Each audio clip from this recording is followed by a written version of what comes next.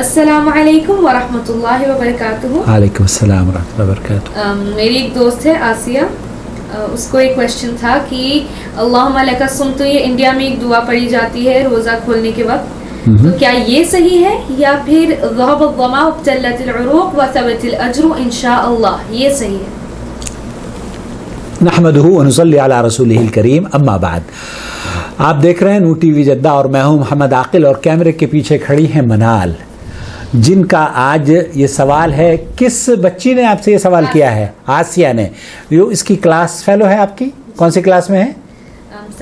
7th میں, international Indian school Jeddah میں. اللہ تعالیٰ ان بچوں کو سلامت رکھے, اللہ تعالیٰ ہر شر و فتنوں سے بچائے, اور انہیں, ان کے والدین کی اور ہم سب کی آنکھوں کی ٹھنڈک بنائے, آمین یا رب العالمین.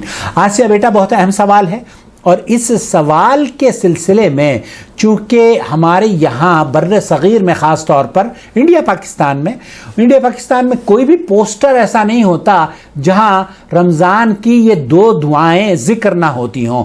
2 دعائیں کون سی ہیں؟ ایک تو سحری کے وقت کہا جاتا ہے کہ بالصوم غدا نویت من شہر رمضان, اور دوسری اللہم لک صمت وبک آمنت وعلیک توکلت وعلی رزقک افطرت. یہ افطاری کے لیے ہے, اور وہ پہلی والی روزہ رکھنے کے لیے ہے. بیٹا آسیہ, آپ کو یہ جان کر حیرت ہوگی کہ یہ جو دعا آپ نے پوچھی ہے وہ کسی بھی حدیث میں ان الفاظ سے موجود سرے سے ہی نہیں ہے. اللہم لک صمت وبک آمنت وعلیک توکلت وعلی رزقک افطرت, یہ 4 الفاظ کسی حدیث کی کتاب میں نہیں ہیں. البتہ جو محدثین نے نقل کیے ہیں الفاظ, وہ یہ ہیں کہ اللہ کے رسول صلی اللہ علیہ وسلم افطار کرتے تو ان الفاظ کو ادا کیا کرتے تھے, اللہم لک صمت وعلی رزقک افطرت. یہ 2 الفاظ ہیں, اور یہ 2 الفاظ بھی ضعیف روایت ہے رحمۃ اللہ علیہ نے, اور محدثین نے اس روایت کو ضعیف قرار دیا ہے. پہلی بات تو یہ ہو گئی. دوسری بات یہ, جو بر صغیر میں 2 الفاظ مزید اس میں اضافے کے طور پر ڈال دیے ہیں, وہ ہیں بک آمنت وعلیک توکلت.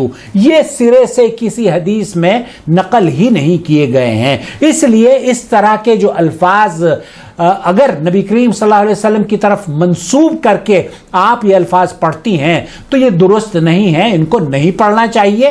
اگر آپ پڑھتی ہیں کوئی حرج نہیں ہے, کیونکہ آپ اگر یہ سمجھ رہی ہیں کہ یہ صحیح حدیث ہے تو صحیح حدیث نہیں ہے. صحیح حدیث, اس کے بدلے جو الفاظ اللہ کے رسول صلی اللہ علیہ وسلم سے ثابت ہیں وہ ہیں ذهب الظما وابتلت العروق وثبت الاجر انشاء اللہ.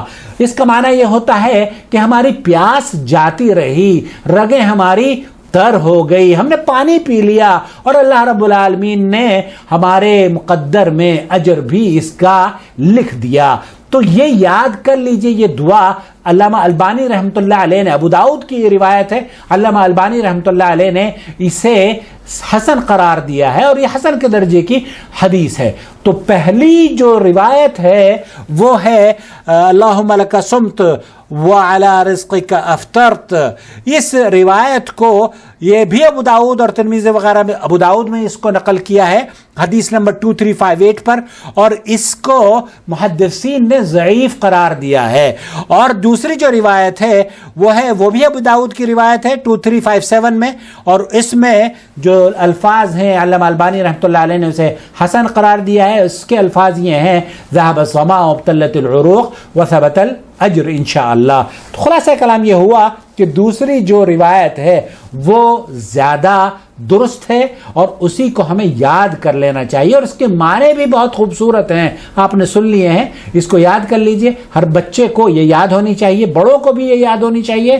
اور ہم دعا کرتے ہیں کہ اللہ رب العالمین آپ کو, آپ کے پیرنٹس کو اللہ تعالیٰ اس ماہ مبارک میں رمضان کی خیر اور برکات کو لوٹنے والا بنا دے. اللہ تعالیٰ آپ کے پیرنٹس پر بھی اور آپ پر بھی اپنے فضل و کرم کی برکھا جاری اور ساری رکھے اور یہ محبت آپ کے اور منال کی جو ہے اس کو اللہ تعالیٰ اپنی رضا کا ذریعہ بنائے اور اللہ تعالیٰ خوب ترقیاں دے آپ کو اور انٹرنیشنل اسکول جدہ کے جتنے بھی اسٹوڈنٹ ہیں اللہ رب العالمین انہیں جلد از جلد اسکول کھل جائے اور پھر آپ لوگ اسکول میں ایک دوسرے سے ملے بھی اور خوشیاں بھی منائیں. اللہ تعالیٰ اس بلد التوحید کو ایک بار پھر امن اور سلامتی اور استقرار عطا فرما دے. آمین یا رب العالمین. والسلام علیکم ورحمۃ اللہ وبرکاتہ.